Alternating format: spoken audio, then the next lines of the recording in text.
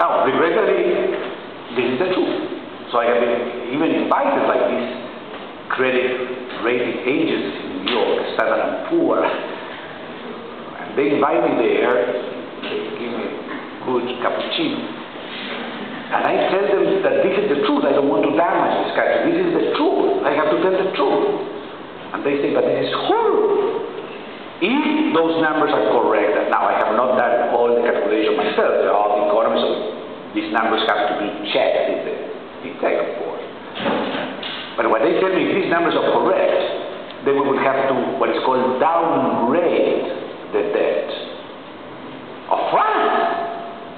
There's one day, this credit rating agency in New York, Standard & Poor, and you know, they put a credit rating that is sort of a behavioral card.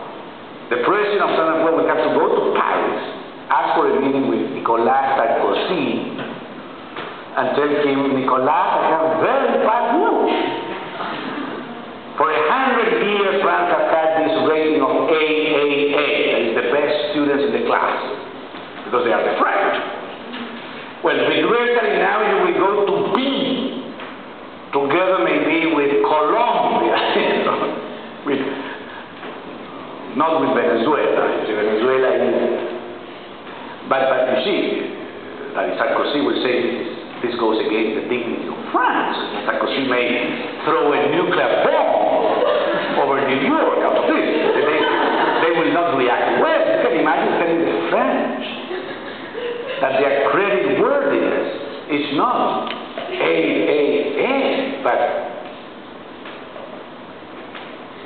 not to mention the Germans. But the Germans, I am certain, well, I don't know well German culture with it. I don't speak German, I have more difficulty communicating with German economists. Thank God I can't read and speak French. But so sometimes I believe the Germans will be able to overcome this. They are very hard-working people, as we know.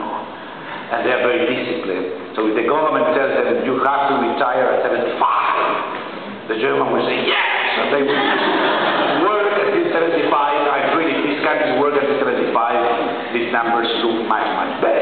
The problem is when you work until 60. But I don't believe the French can say. First of all, I would never believe Sarkozy will dare to go on television to tell the truth like this. Not Chirac. They would need a General de Gaulle, but he's dead. Or Napoleon will have to come out from Les Invalides. So I don't see any French politician, I know them all, that has the minimum of courage to tell the people what it needs to be done. And second, I don't believe the people in France will accept it, because they go immediately to strike. And what is extraordinary in France is that, you know what, I have been many times in Paris during the strike of something, the garbage in the road. You go in all the beautiful streets like this, it's great. Visiting Paris like this, because the garbage collectors are in a strike, and you know that in France, when the garbage collector is in a strike, nobody can touch the garbage. Yes, I told some of my friends, okay, why don't you put the garbage of your house in your car and go somewhere else and throw the basket, because the smell is... No, there's a right to collect the garbage that belongs only to the trade union of the garbage collectors. So it's no joke. The garbage can remain forever. so the power of the garbage collector retired 50 years old. They threaten the French society with a smell, with bad smell. It's a terrible threat. So, but then they make a poll. They ask people, are you very angry with the garbage collector because they have been in a strike for a month and the garbage is already the level of the house? And the people say, no, we support their right to strike. Liberté, égalité, fraternité. And it's an illegal strike. It's an illegal strike. Because you cannot strike at any moment in the country. You have to, that is the right of strike, well understood. It has to take care of the public good. You cannot strike in hospital emergency rooms. Well, no, they don't care about that. These are what I call wild strikes. And yet the public supports the strike. So don't buy French bonds. In the long term. Now, I love France.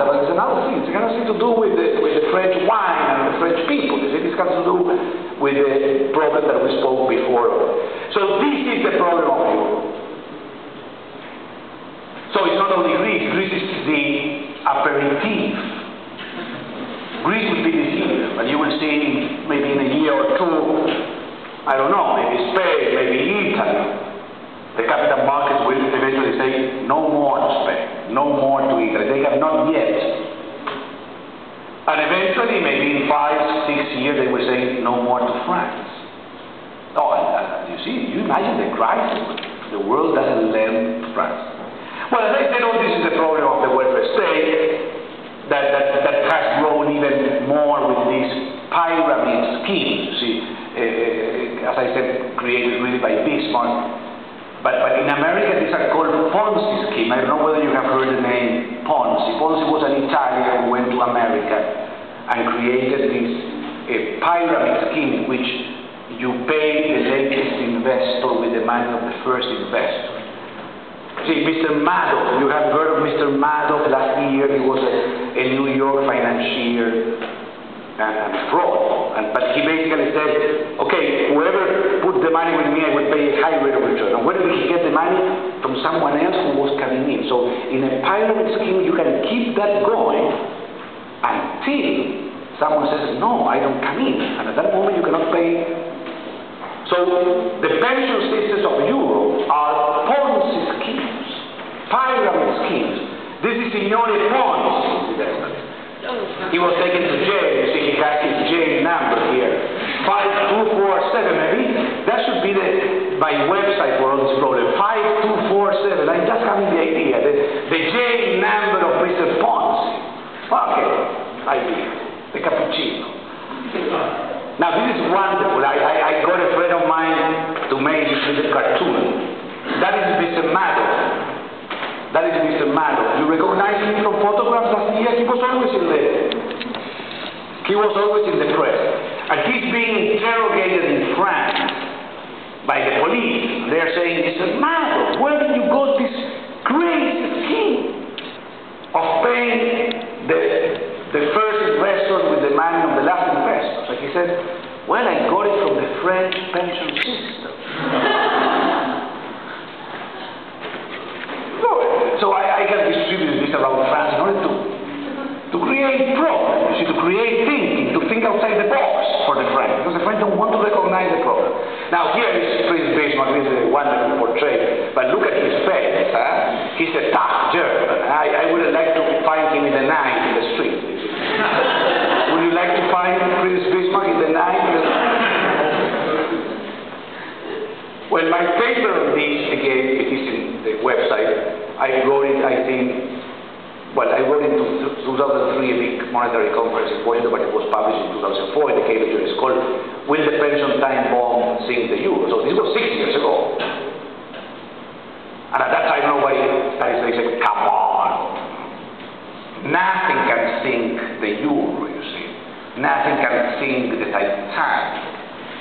So I told at that conference that European workers are like passengers in the Titanic, going directly toward the iceberg of old age.